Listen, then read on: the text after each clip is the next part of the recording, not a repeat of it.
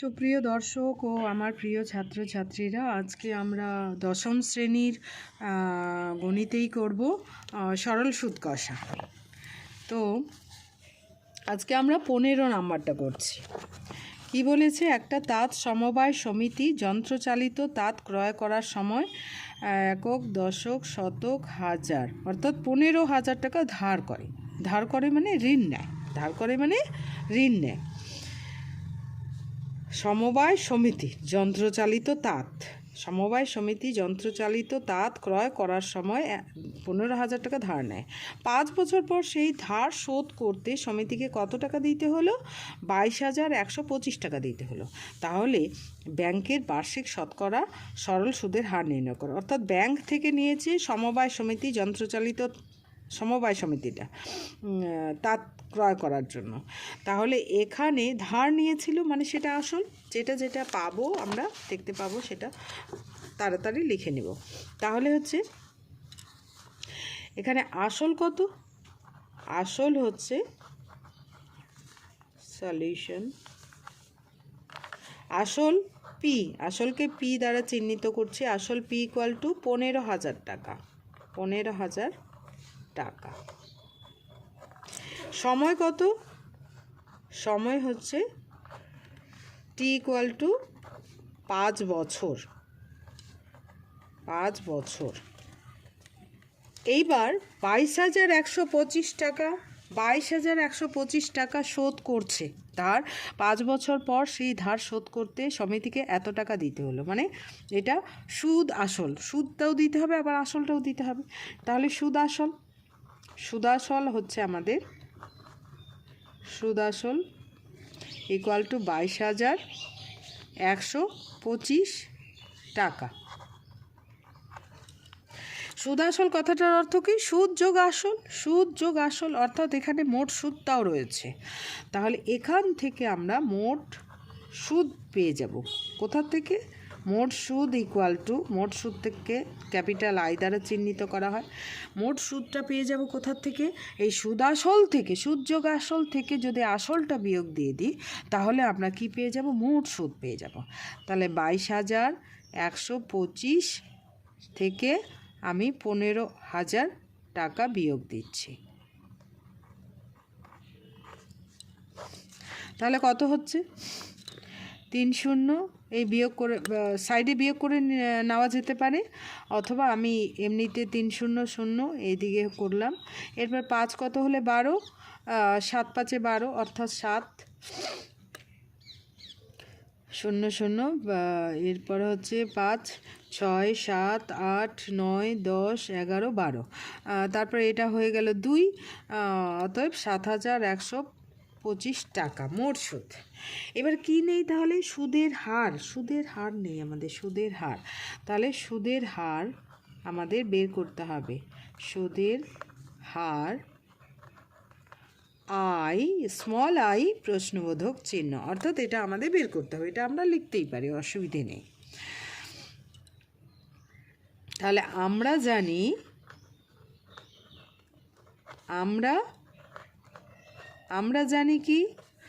জানি capital I equal to PTI by 100। তো এখানে আমাদের আই যেহেতু স্মল আই বের করতে হবে, সেই জন্য আমরা উল্টে কথাটা লিখব। PTI by 100 equal to capital I. Or যার মান জানা থাকবে। এবার পি হচ্ছে কত? পি হচ্ছে 15,000 টাকা,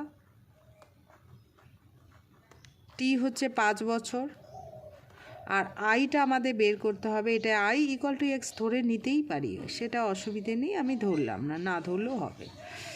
ইকুয়াল টু ক্যাপিটাল আই মানে 7,125 টাকা। এইবার 20 কেটে গেল।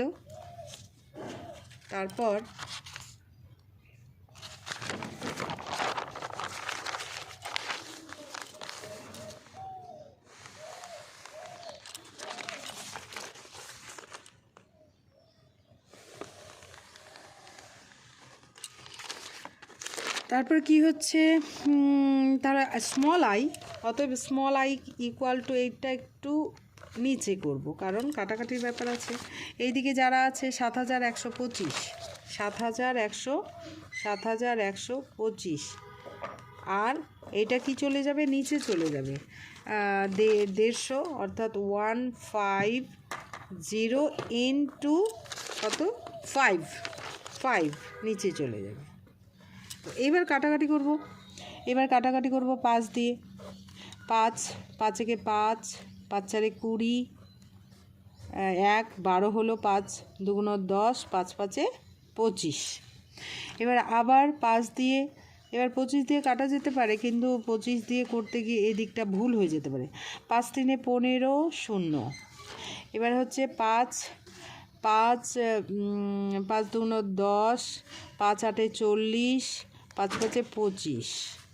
আবার 5 দিয়ে যাবে, 5 6 30, 5 5 5 25, 26 27 28, তাহলে 7 3 থাকলো, 5 5 7 35।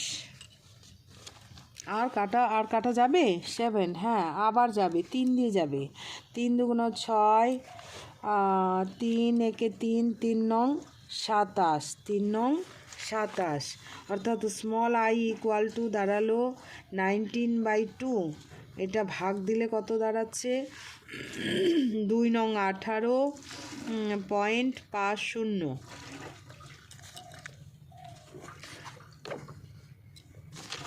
এত %। তাহলে বার্ষিক শতকরা সরল সুদের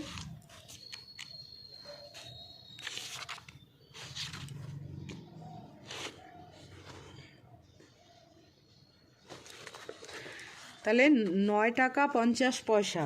তাহলে উত্তরে কি লিখব, উত্তর কিন্তু অবশ্যই লিখতে হবে, উত্তর হচ্ছে বছর ব্যাংকের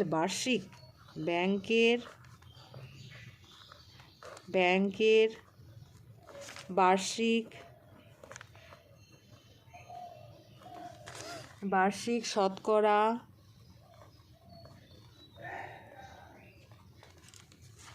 সরল সুদের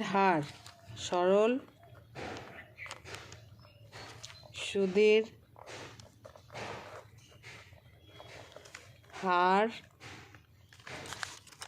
এটা 9.50 লিখতে পারি, আবার 9.1/2ও লিখতে পারি, এত %।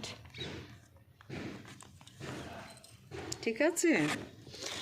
এইবারে হচ্ছে 16 নাম্বারটা আমার টোকা হয়নি, আমি বই থেকেই করাচ্ছি। বিরাট বড় অঙ্ক, করতেও তো সময় লাগে, কিন্তু টোকা থাকলে সুবিধে হয়। দেখি এবার আলাদা করেও করতে পারি। আসলাম চাচা কর্মক্ষেত্র থেকে অবসর নেওয়ার সময় একক, দশক, শতক, হাজার, অযুত, লক্ষ, অর্থাৎ 1 লক্ষ টাকা পেলেন। কর্মক্ষেত্র থেকে মানে অবসর নেওয়া মানে রিটায়ার্ডের সময় 1 লক্ষ টাকা পেলেন। ওই টাকার কিছুটা ব্যাংকে এবং বাকিটা পোস্ট অফিসে জমা রাখেন। অর্থাৎ কত টাকা, অর্ধেক এটা কিন্তু বলেনি, আমার কত টাকা রেখেছে সেটা বলছে না। 40 60 এরকমও হতে পারে, 50 50ও হতে পারে, আবার আলাদা রকমও হতে পারে। তো কিছুটা ব্যাংকে আর বাকিটা পোস্ট অফিসে জমা রাখলেন। তাহলে আমরা ধরে নিতে পারি যে এক্স টাকা যদি ব্যাংকে রাখে, পোস্ট অফিসে কত টাকা, 1 লাখ মাইনাস এক্স। কারণ মনে করা যাক যদি 10 টাকাকে দুজনের মধ্যে ভাগ করে দিতে বলা হয়, একজনকে 3 টাকা দিতে বলা হয়, তাহলে অপরজন কত পাবে, 7 টাকা। 7টা কী করে আসে, 10 বিয়োগ 3 করে। তো সেই রকমই এই অঙ্কটাও আমরা তাহলে ধরে নেব। আমি প্রথমেই এটাই করলাম, ধরি আসলাম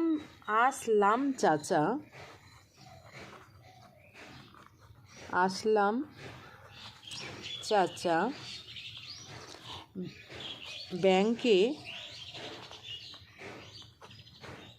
ব্যাংকে জমা রাখেন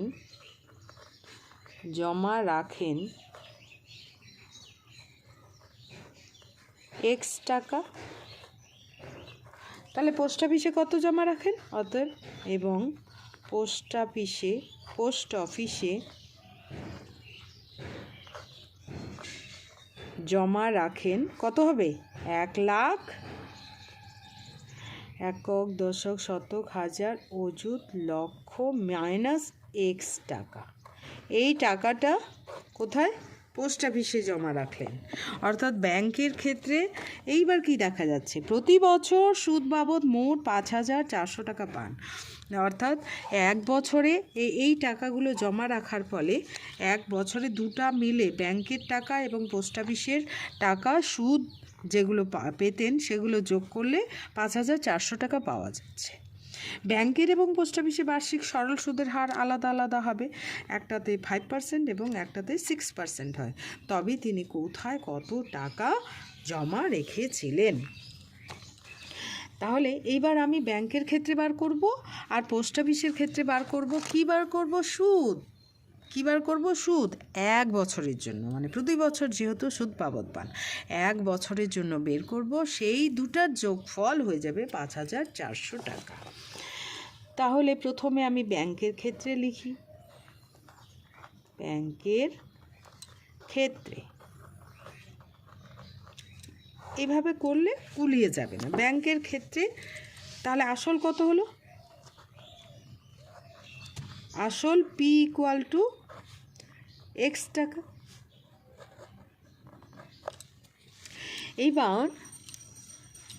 এইবার হচ্ছে সুদের হার কত? সুদের হার দেওয়া আছে। সুদের হার স্মল আই ইকুয়াল টু 5%। প্রথমটার ক্ষেত্রে 5% আছে এবং সময় কত? টি। সময় টি ইকুয়াল টু, এখানে T1 T2 না দিলেও হবে, কারণ হচ্ছে আমি ব্যাংকের ক্ষেত্রে বের করছি, আবার পোস্ট অফিসের ক্ষেত্রে আলাদা করে বের করছি। এই কথাটা প্রথমেই লেখাতে এটার কোনো প্রয়োজন নেই। আর যদি না লিখতাম তাহলে P1 P2 এই সমস্ত ধরতে হতো। তো সময় টি ইকুয়াল টু 1 বছর। কত? 1 বছর। এবার মোট সুদ আমাদের কি করতে হবে? মোট সুদ ব্যাংক থেকে কত পাচ্ছেন সেটা বের করতে হবে। মোট সুদ আমি এখানে I1 ধরলাম। I1 ইকুয়াল টু প্রশ্নবোধক চিহ্ন। তো আমরা জানি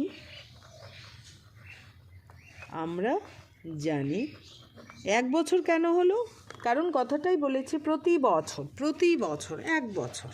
হ্যাঁ, আমরা জানি আই ইকুয়াল টু কি? PTI by 100। PTI by 100। এখানে I1 আমি ধরেছি ব্যাংকের ক্ষেত্রে ইন্টারেস্টটা। তাহলে পি কত? এক্স। টি কত? 1 বছর। আই কত? 5%। 5/100। 100টা আমি কাটলামই না, কারণ পরেও আবার 100 আসবে। 5x বাই 100 টাকা। এইবার এটা ব্যাংকের ক্ষেত্রে হলো। এইবার পোস্ট অফিসের ক্ষেত্রে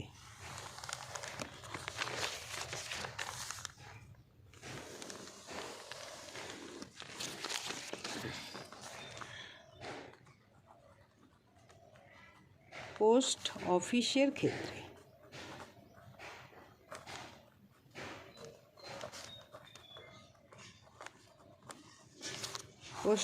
ক্ষেত্রে কি হচ্ছে? আসল কত হচ্ছে? আসল পি দ্বারা চিহ্নিত করা হয়। আসলটা কোনটা? এই যে এটা 1,00,000 মাইনাস এক্স। 1,00,000 মাইনাস এক্স, একক, দশক, শতক, হাজার, অযুত, লক্ষ মাইনাস এক্স টাকা। এবার সময় কত? 1 বছরের জন্য। সময় টি ইকুয়াল টু 1 বছর। সুদের হার আলাদা আছে, পোস্ট অফিসে বেশি দিচ্ছে সুদের হার আই ইকুয়াল টু 6%। এবার মোট সুদ আমাদের কি করতে হবে? মোট সুদ বের করতে হবে। মোট সুদ ক্যাপিটাল, এটা আই, কিন্তু এখানে যেহেতু ব্যাংকের ক্ষেত্রে ব্যাংক এবং পোস্ট অফিস দুটো আছে, সেই জন্য আমি এইটার নাম দিলাম I2 প্রশ্নবোধক চিহ্ন। আমরা জানি তাহলে I equal to PTI by 100, অর্থাৎ I2 equal to PTI by 100। এবারে মানগুলো বসিয়ে দিব, যেগুলো জানি সব মানগুলো। 100 1,00,000, 5টা শূন্য, মাইনাস x ইন্টু টি হচ্ছে 1 বছর, আর I হচ্ছে 6 বাই 100। অর্থাৎ এটা আমি কাটলাম না, নিচে 100 আছে তো সুবিধে হবে। 100 আর এটা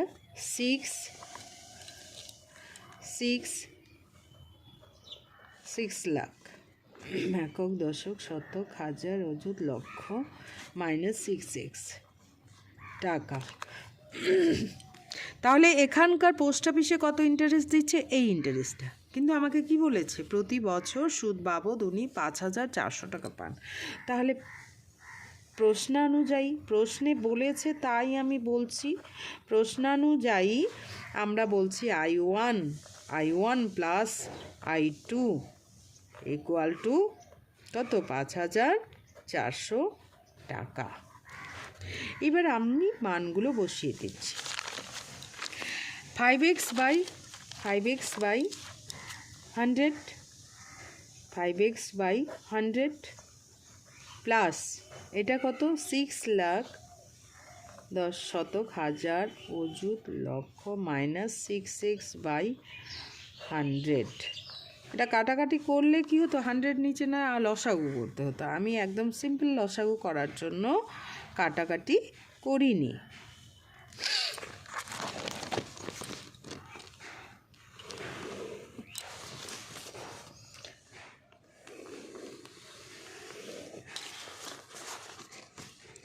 এবার লসাগু কত হবে? লসাগু হচ্ছে 100 হবে, তাই তো? নিচে হর একই হলে ওটাই হয়।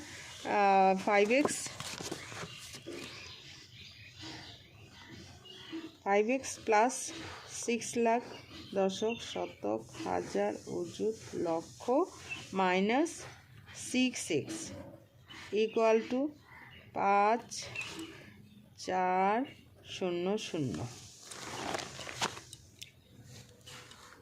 और এবার এখানে ক্যালকুলেশন হয়ে কত হবে? 6 লাখ, দশক, শতক, হাজার, অযুত, লক্ষ, মাইনাস x, কারণ 5x মাইনাস 6x, একটা প্লাস একটা মাইনাস, তাহলে কি হয়? বিয়োগ হয়। 6 থেকে 5 গেলে 1 হয়, তাহলে 1x মানে x, কিন্তু যে বড় তার চিহ্নটা বসে। ইকুয়াল টু এটা বজ্রগুণন করে দিলাম, তাহলে 5 4 0 0, আর এই দুটো শূন্য গিয়ে বসবে। और এবার মাইনাস এক্স ইকুয়াল টু এটা এর ঘরেই থাকবে। 5,000, 5,40,000, 4টা শূন্য, মাইনাস এটা এদিকে চলে যাবে, এটা মাইনাস হয়ে 6 লাখ, 5টা শূন্য, 2 3 4 5। और এইবারে বিয়োগ দিলে কত হবে? 6 লাখ থেকে একটা যোগ একটা বিয়োগ হলে বিয়োগ হয়। 6 লাখ থেকে 5,40,000, অর্থাৎ 60,000 হবে।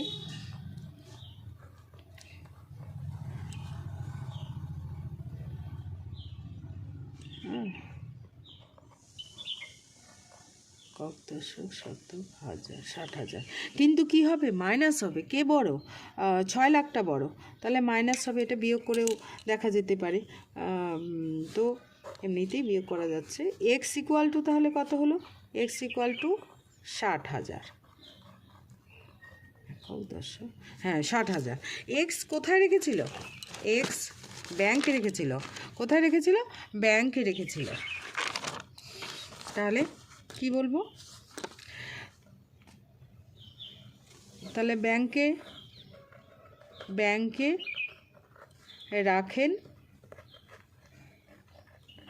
রাখেন এক্স টাকা, মানে কি? 60,000 টাকা। আর পোস্ট অফিসে কত রাখেন? পোস্ট অফিসে রাখেন, পোস্ট অফিসে রাখেন, বিয়োগ দিতে হবে কিভাবে? এক্স মাইনাস 1 লাখ মাইনাস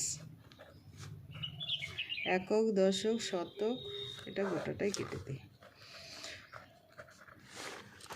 দশক, শতক, হাজার, অযুত, লক্ষ মাইনাস এক্স, তো এক্স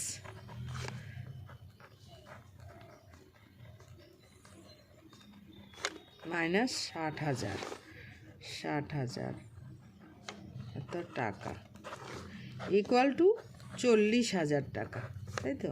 এই যে 4 শূন্য 4 শূন্য, 6 থেকে 4, 10, এত টাকা। আমাদের তো সেটাই বের করতে বলছে যে তিনি কোথায় কত টাকা জমা রেখেছিলেন। এবার উত্তর লিখতে হবে। এটা তো আমি ক্যালকুলেশন করেছি, এখানে ক্যালকুলেশন করা হয়েছে, এটা কিন্তু উত্তর নয়। উত্তর হচ্ছে তিনি মানে আসলাম চাচা, লিখতে পারি নামটা, আসলাম চাচা ব্যাংকে 60,000 টাকা ও পোস্ট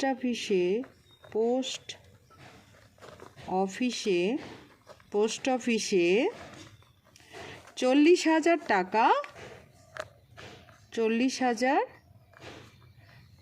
টাকা জমা রেখেছিলেন।